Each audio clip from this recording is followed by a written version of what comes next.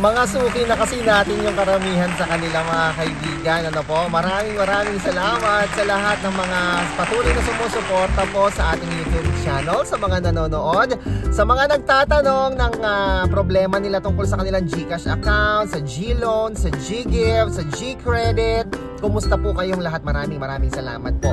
At dahil dyan, nais ko rin pasalamatan sina Ate Medi. Ayan, all the way from Kuwait. Kuwait ba yan? O Kuwait? Or Saudi. Ayan, isa siyang domestic helper. Ayan, maraming salamat Ate Medi. Mag-iingat po kayo palagi dyan.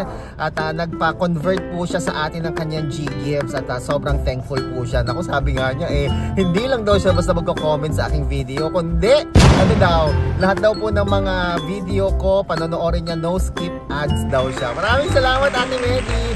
Ganon din kay Roma Cruz. Alam niyo itong mga taong ito. Itong mga taong ito, hindi ko po sila personal nakakilala. Ano po? Sila po yung mga nag-click lamang ng link na matatagpuan sa comment section sa baba. Nag-click lang sila dyan ng link, no? Para hindi sila ma-scam at hindi sila maligaw. At nagko-comment po sila doon sa aking YouTube video.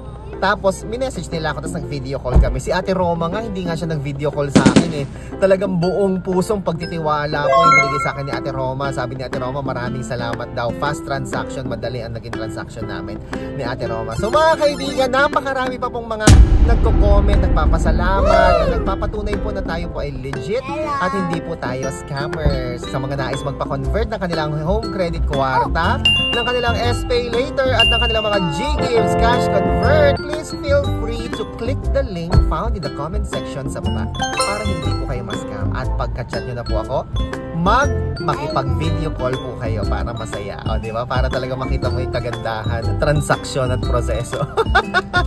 Ako po si Chico. Enjoy the rest of the day and God bless you. Bye!